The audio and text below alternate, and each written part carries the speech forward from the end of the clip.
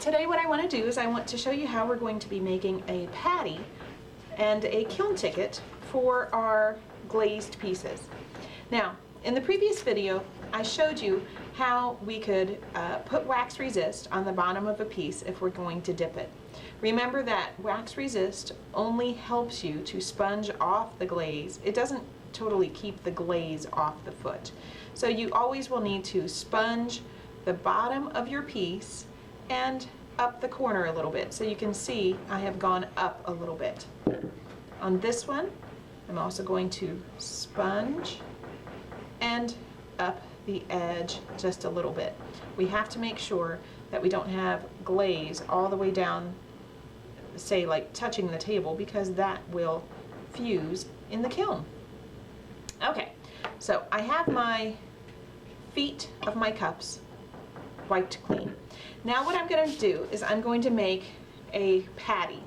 The patty is a waste piece of clay that we put under our glazed pieces when we fire. I am not going to use a rolling pin.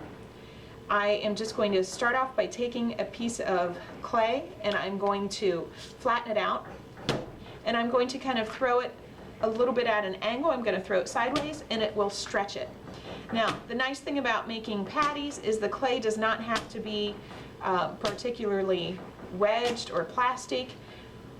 It does have to be thin, however. Okay, if I had imperfections and whatever in that patty, I wouldn't worry if I had air bubbles, but it has to be thin like a tortilla. If it is thick like a pancake, it is way too thick. So what I'm going to do then is I'm going to take my thin, tortilla thin clay, and I'm going to first of all make sure that I have no glaze on my no clay on my hands. Then I'm going to lift my pieces that need patties. I'm going to set them on top of the clay. Now I'm going to cut the patty about 1/2 inch to 3/4 of an inch bigger than the base of the piece. So I'll do it about like that. I'll do this one again a little bit bigger than the base of the piece. Okay. Now all this scrap clay, I could squirt down with a squirt bottle and wedge and put back in the bag. The patty is still thin. Check how thick it is. If it is thick, just thin it out a little bit more and retrim. All right. Now what I'm going to do is I'm going to set my patties on a wear board. Okay. I would then fill out my kiln ticket. We've talked about kiln tickets previously, but you fill out your kiln ticket with the type of clay, the glazes that you used, and the cones of the glazes. And remember, I will be checking these before I load it in the kiln to make sure that everything is okay. It does say, is glazed dinnerware safe? So if you have put it on anything that could be used with food, you have to use dinnerware safe, so answer yes or no.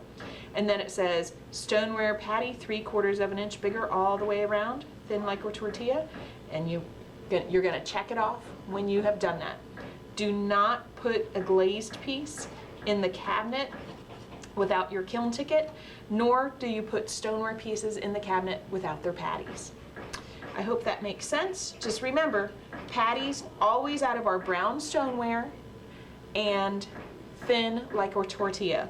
If the glaze should run during the firing, it's going to stick to the patty, and then we'll take a hammer and chisel and get the patty off.